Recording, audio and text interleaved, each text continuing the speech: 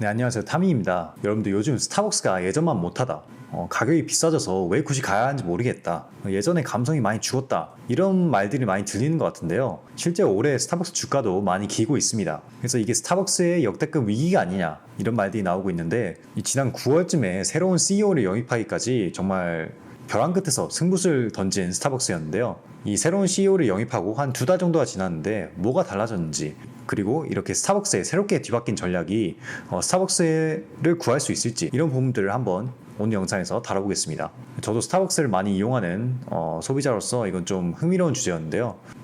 이런 스타벅스에 바뀐 전략을 알아보면 스타벅스 주식의 주가 흐름도 좀 예상해 볼 수 있지 않을까, 이렇게 생각을 해서 영상을 만들어 봤습니다. 그래서 시작하기 전에 좋아요와 구독 꼭 한번 눌러주시고요. 나중에 궁금할 때 유튜브에 돌아와서 이 영상을 다시 볼 수 있으니까 한 번씩만 눌러주시기 바랍니다. 자, 그래서 스타벅스의 이전 CEO로 먼저 얘기해 봐야 될 것 같은데요. 이분이 얼마나 일을 못했냐면 거의 부임한 지 1년 만에 잘렸어요. 2023년 거의 오타네요. 2023년 3월에 부임했는데 그전에는 이 펩시코라는 회사에서 일한 경험이 있단 말이죠. 펩시코는 이제 우리가 아는 펩시콜라 외에도 다양한 식품 브랜드를 갖고 있는 대기업인데, 그래서 좀 기대를 안고 들어왔죠. 특히나 이제 하워드 숄츠가 그 당시에 스타벅스 CEO를 맡고 있었는데 하워드 숄츠의 후계자로 임명이 되면서 하워드 숄츠가 물러나기 전까지 좀 숄츠와 같이 일을 했었는데, 사실 제가 이전 스타벅스 영상에서도 다룬 적이 있는데 하워드 숄츠는 정말 스타벅스의 아이코닉한 CEO거든요. 창업자는 아닌데 거의 창업자만큼 스타벅스에 열정을 갖고 있었어요.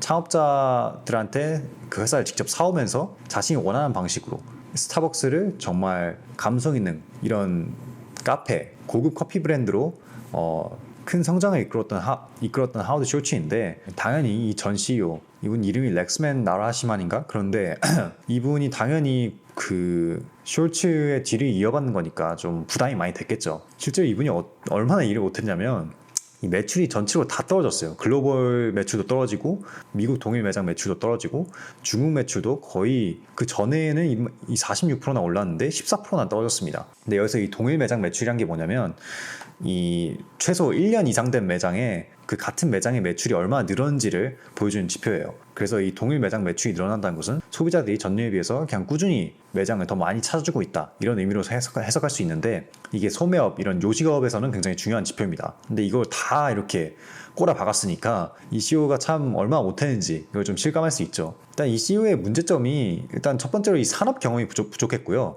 이 레스토랑, 뭔가 요식업에서 일한 적이 거의 없기 때문에 이 경험이 부족해서 좀 제대로 리더십을 보여주지 못했다. 그리고 스타벅스의 가장 큰 문제가 뭐였냐면 이 주문 대기 시간이 너무 길어지면서 소비자들이 정말 불만이 많이 생기기 시작한 거예요. 실제로 저도 이제 미국에서 스타벅스를 많이 이용하는데 뭐 드라이브스루나 아니면 픽업 오더를 했을 때 좀 오더를 기다리는 시간이 유독 좀 길었다, 이렇게 저도 느끼긴 했어요, 최근에. 그래서 이런 부분에 대한 불만이 너무 컸고, 그 외에도 뭐 노조와의 갈등, 이런 다양한 문제들이 겹치면서 스타벅스 매출도 떨어지고 주가도 엄청 고생을 했거든요. 근데 이게 참 웃긴 게 이분이 하워드 숄츠거든요. 제가 아까 말했던 이 스타벅스의 전설인데, 이분이 물러나기 전에 이분이 원래 그 CEO 자리에서 한번 물러났었어요. 물러났다가 이 스타벅스가 너무 못하니까 다시 복귀한 거거든요. 다시 복귀해서 이 스타벅스를 재건하는데 열심히 노력을 하고 23년에 다시 물러난 거예요. 다시 물러났는데 이분이 가시기 전에 항상 강조했던 게 이 소비자 경험에 집중해야 된다. 그러니까 커피를 팔려면 이 소비자들한테 좋은 경험을 줘야지 이 사람들이 계속 다시 돌아올 것이다. 거기에다가 이 좋은 서비스를 제공하려면 결국 이 매장 직원들을 잘 교육하고 직원들한테 열심히 투자를 해야 된다. 그리고 이 모바일 오더, 이게 좀 문제가 많았는데 이거를 좀 더 스무스하게 경험을 개선해야 된다, 이런 얘기까지 했고, 무엇보다 이 감성을 되게 중요시했던 CEO입니다. 왜냐하면 이 하워드 숄츠라는 분은 직접 이탈리아에 가서 이 에스프레소 커피를 느껴보고 이 에스프레소 카페, 이 커피숍의 분위기를 느껴보면서 이 컨셉을 그대로 스타벅스에 가져온 분이거든요. 그래서 예로부터 이 커피숍의 분위기, 이 매장의 감성, 이런 걸 굉장히 중요시하는 분인데, 그래서 떠나기 전에 이런 건 제발 감성을 잃지 않고 계속 이어갔으면 좋겠다, 이렇게 얘기를 했었는데, 그거를 이 CEO분이 열심히 말아먹은 거죠. 이분이 진짜 웃긴 게 이전 뭐 인터뷰에서 했던 말이 자기는 워라밸을 굉장히 중요시한다. 스타벅스 이거 CEO 일 중요한 거 아는데 나는 6시 이후로 절대 일하지 않아. 6시 지나면 퇴근해야지. 스타벅스 뭐 매출 떨어졌어? 위기가 왔어? 상관없어. 나는 돈만 받으면 되니까. 이걸로 좀 비판을 받았던 것 같습니다. 근데 사실 뭐 이렇게 일하는 CEO들이 많을 거예요. 근데 이제 유독 스타벅스의 CEO고 스타벅스가 좀 위기를 겪으니까 이 부분이 좀 강조가 됐던 건데, 어쨌든 좀 열심히 일을 하지 못했다, 이렇게 말할 수 있을 것 같고, 결국 이제 CEO를 바꾸게 됩니다. 근데 CEO를 바꾸게 된 배경이 뭐냐면, 이 엘리엇 매니지먼트라는 이 액티비스트 헤지 펀드가 있어요. 이 액티비스트 헤지 펀드는 어떤 펀드라고 보면 되냐면, 얘네들이 하는 일이 보통 좀 위기에 처한 기업의 주식을 좀 사서, 왜냐면 주식을 사면 의결권이 생기니까 이 이사회 자리까지 꿰찹니다. 주식을 산 다음에. 그 다음에 이제 경영진을 좀 바꾸는 거죠. 뭐 CEO를 바꾼다거나 이렇게 해가지고 이 기업의 경영 방향을 얘네들 마음대로 바꿔버립니다. 그래서 이렇게 해가지고 뭐 성공적으로 기업을 턴어라운드 할 수도 있고 아니면 실패할 수도 있는데, 제가 이전에 소개해드렸던 빌 에크맨도 유명했던 액티비스트 투자자 중 한 명이고요. 워렌 버핏도 사실 초기 투자에는 이렇게 주식을 열심히 사서 경영진을 뭐 바꾸거나 이사회에서 새로운 경영 방향을 제시한다든지 이런 액티비스트 투자를 워렌 버핏도 조금 했었습니다. 그래서 어쨌든 이 엘리엇 매니지먼트에서 얘 안 되겠다. 그전 CEO 얘 안 되겠다. 얘 얼굴 보니까 얘 열심히 안 하는 것 같아. 이게 지금 망해가게 생겼는데 회사가, 이거 우리가 바꿔봐야겠어. 그러면서 CEO를 바꾸겠다고 추진을 한 거죠. 그래서 데려온 인물이 바로 이분입니다. 이분이 이제 그전 치폴레 CEO였는데요. 브라이언 니콜이라고. 이 치폴레를 아신 분들은 아시겠지만 미국에서 이 멕시칸 약간 패스트 캐주얼 레스토랑 체인이에요. 브리또 같은 멕시칸 음식을 파는 레스토랑 체인인데, 이분이 치폴레의 전성기를 이끌었단 말이죠. 그래서 이 CEO가 그전 정말 일을 못하던 CEO에서 이 치폴레 CEO가 온다, 이 교체 소식이 뜨니까 그날 즉시 주가가 약 한 25%나 올라갔습니다. 그래서 여기 보시면 이게 스타벅스 올해 주가 그래프인데요. 이 5월쯤에 주가가 급락을 했다가, 이때가 아마 실적 발표였을 거예요. 매출이 급감한 걸 투자자들이 알고 스타벅스 안 되겠다, 돈을 이렇게 뺐다가 이렇게 기고 있었습니다, 주가가. 근데 이날이 아마 그 새로운 CEO, 치폴레 CEO를 데려오겠다고 발표를 했을 거예요. 그러니까 주식이 이렇게 급상승을 합니다. 진짜 저도 이렇게 주가가 하루 만에 막 미국 주식이 25% 이상 올라가는 걸 거의 본 적이 많이 없는데, 특히나 이렇게 CEO 한 명 바꿨다고 이렇게 주가가 오르는 건 정말 드문 일인 것 같습니다. 그러니까 이거로 보니까 그만큼 얼마나 이 그전 CEO가 일을 못했는지, 그리고 이 새로운 CEO에 대한 기대감이 큰지, 이런 거를 알 수 있었던 부분인 것 같고요. 그래서 이 CEO가 치폴레에서 왔다 그랬잖아요. 치폴레에서 어떤 일들을 했냐면 18년부터 24년까지 총 6년간 재임을 했습니다. 이 기간 동안 치폴레 주가가 무려 770%나 상승했어요. 그러니까 엄청 오른 거죠. 이분이 했던 것들 중에서 어떤 게 먹혔냐면, 일단 모바일 주문을 치폴레에 도입을 시켰습니다. 저도 뭐 가끔 쓰는데, 이렇게 핸드폰 앱에 치폴레 앱을 다운받아서 거기에서 원하는 재료를 골라서 이 브리또나 이 볼을 미리 시키는 거예요. 모바일로 시켜서 가서 픽업을 받는다든지 아니면 뭐 배달 받을 수도 있고, 이 모바일 주문이 전체 매출의 40%를 차지했습니다. 그리고 치폴레가 또 고생을 했던 게, 이 18년 전에 한 16년쯤인가 15년쯤인가 이 대장균 스캔들이 있었어요. 이 음식에서 뭐 대장균이 나와가지고 이것 때문에 막 사람들이 식중독에 걸렸다, 이런 스캔들이 있었는데, 그것 때문에 브랜드 이미지가 엄청 안 좋아졌습니다. 최근에 그 맥도날드도 이 대장균이 나왔다고 해서 주가가 엄청 떨어졌죠. 그것과 똑같이 이제 치폴레가 몇 년 전에 그런 위기를 겪었었는데, 그 이후에 이분이 들어오셔서 브랜드 이미지를 많이 바꿔놨다. 이렇게 좋은 음식을 빠르게 제공하면서 모바일 오더도 가능하게 하면서 치폴레 이미지가 굉장히 좋아졌다. 그리고 다양한 신선한 메뉴들도 도입을 하면서 소비자들이 굉장히 만족하는 브랜드로 바뀌었습니다. 그래서 저도 이제 직장 다니지만 회사 사람들 보면 점심시간에 치폴레 많이 시켜 먹고 많이 좋아하는 브랜드입니다. 레스토랑 체인 중에서. 그래서 이렇게 좋은 이미지를 만드셨던 분인데, 이분이 웃긴 게 인터뷰를 한 게 있는데, 이분 좀 그전 CEO와 다르게 좀 대비되는 것 같아요. 이분의 모닝 루틴을 제가 한번 보니까 이 인터뷰에서 얘기했던 게, 이 5시 45분에 일단 기상을 합니다. 역시 아침형 인간이네요. 허슬러야. 그리고 이제 모닝 커피를 마시고 7시에 아침 운동을 갑니다.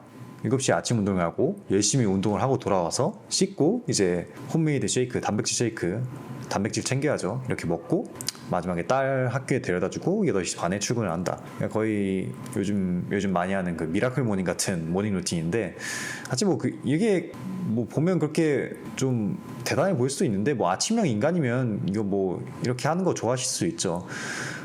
사실 뭐 엄청 와 이 사람 루틴 미쳤다 이 정도까지는 아닌데 이제 그 전에 일했던 CEO와 비교해 보면 자기는 뭐 워라밸 지켜가지고 오후 6시 이후로는 절대 일을 하지 않습니다 이렇게 얘기했던 CEO와 비교를 해보면 확실히 좀 열심히 사는 사람이구나 이렇게 느꼈던 것 같아요. 그래서 이건 그냥 제가 재미로 한번 가져와 봤고, 결국 이 새로운 CEO가 와서 어떤 전략을 펼쳤냐 좀 크게 한 4가지 정도로 정리해 볼 수 있을 것 같은데요.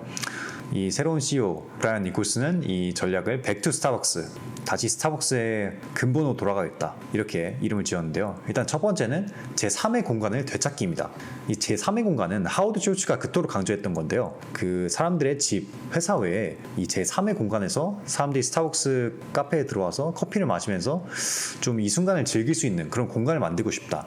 이게 하워드 숄츠의 미션이었는데 그걸 다시 되살리고자 이 좀 매장에 사람들이 오고 싶게 하게 만들겠다 이렇게 얘기했습니다. 그래서 매장에 좀 더 편안한 의자도 주고, 그리고 매장에서 마시는 고객들한테는 이 단순히 종이컵이 아니라 이 도자기 머그잔에 좀 감성 있게 커피도 주고 이런 식으로 하겠다는 거죠. 그리고 그 스타벅스 종이컵에 이 주문을 하면 원래는 그 컵에다가 바리스타가 펜으로 직접 그 사람의 이름을 써서 그 커피를 주는 게 스타벅스의 관습이었는데 이게 얼마 전부터 좀 없어진 것 같더라고요. 최근 몇 년간 저도 스타벅스 갈 때마다 이게 원래는 이름을 써줬는데 최근에만 그냥 이름이 써진 스티커만 붙여가지고 프린트된 걸로 그걸로 좀 대체가 많이 됐었는데 이걸 다시 직접 바리스타가 써주는 걸로 바꾸겠다, 부활시키겠다. 이 조그마한 건데 이제 조금 이 감성을 살리면서 사람들한테 내가 직접 뭔가 좀 더 케어받는 느낌을 근데 이게 또 웃긴 게 스타벅스가 이 이름을 좀 잘못 써준 걸로 유명해요.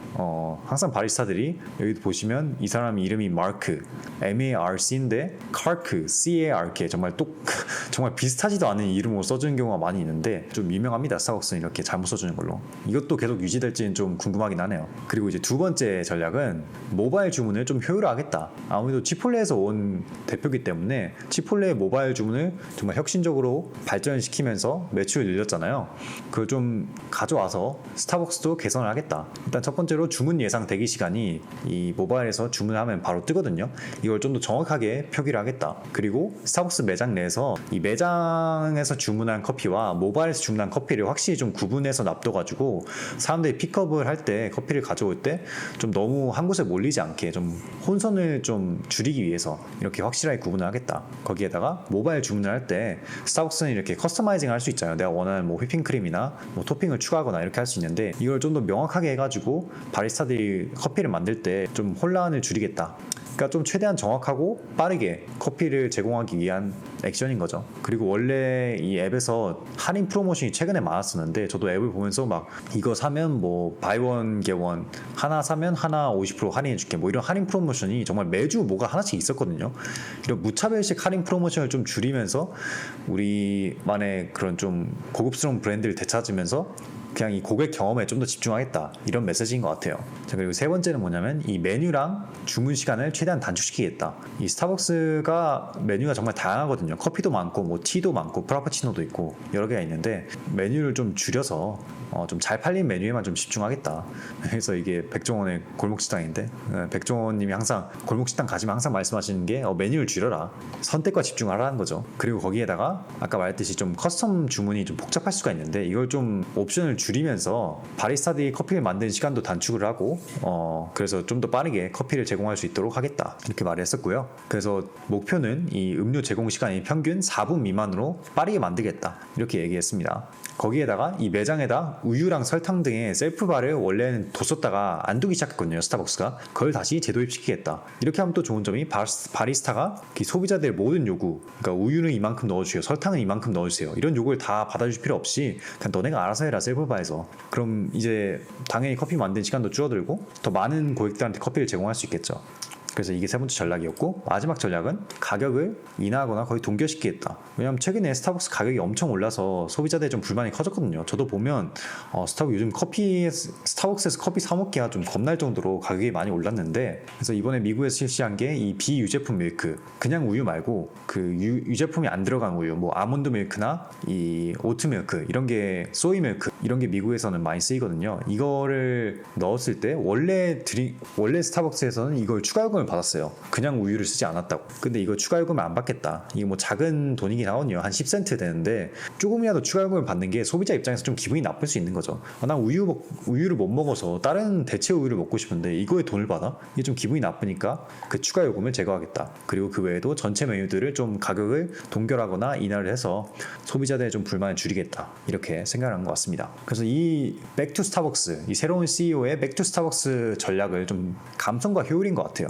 일단 모바일 주문을 많이 효율화시키고 이 매장 안에서도 최대한 빠르게 효율적으로 커피를 만들어서 많은 사람들한테 팔겠다. 거기에다가 사람들이 매장에 올 수 있는 이 감성적인 요소를 도자기 컵에도 주고 아니면 좀 매장 분위기를 좋게 해가지고 이게 결국 핵심인 것 같아요. 감성과 효율. 그래서 이 전략이 먹히고 있냐? 주가 상승으로 보면 아직인 것 같긴 합니다. 최근 실적 발표도 보면 매출 성장률이랑 이익 성장률이 그렇게 좋지 않았고 아직까지는 이 CEO 발표 후에 주가가 오르고 난 후에 조금 기고 있긴 한데 사실 2달밖에 안 됐으니까 이 전략이 유효한지는 계속 지켜봐야 할 부분인 것 같습니다.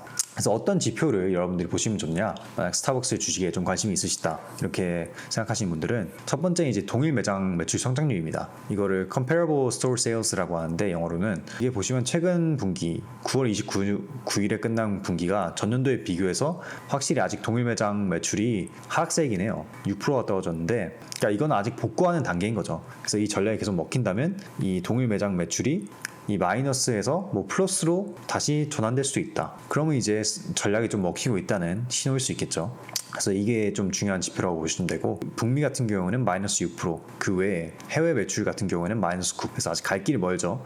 이 지표들이 앞으로 분기 실적 발표에서 어떻게 바뀌는지 한번 지켜볼 필요가 있을 것 같습니다. 그리고 두 번째가 이제 영업 마진율인데 영업 마진율이 스타벅스 최근 몇 년간 많이 떨어지긴 했어요. 여기 보시면 19년부터 20년에는 이렇게 거의 8%대까지 많이 떨어졌고 아마 이때가 코로나 때니까 수익률이 안 좋아질 수밖에 없었죠. 그 이후로 반등을 하고 조금 이렇게 기고 있었는데 조금 올라가는 추세긴 합니다. 그래서 이 영업 마진율이 이전 수준으로 복구가 되면 좋겠다. 어쨌든 지금 CEO의 전략이 비용을 최대한 줄이려고 하는 전략이기도 하니까 왜냐하면 메뉴를 간소화하고 좀 빠르게 커피를 만들면 적은 비용에도 효율적으로 더 많은 커피를 팔 수 있으니까 이 마진율이 조금 회복이 된다. 그러면 또 이제 스타벅스가 좋은 방향으로 가고 있다. 이렇게 판단할 수 있을 것 같습니다. 그래서 총 정리를 해보자면 결국 이 치폴레 CEO를 데려오면서 치폴레처럼 이 부활, 전성기를 스타벅스가 꿈꾸고 있다. 그러면서 이 새로운 CEO가 갖고 온 스타벅스의 새로운 전략은 이 매장 고유의 감성을 되찾으면서 이 모바일 주문이나 이런 대기 시간 이런 걸 최대한 효율화시키겠다.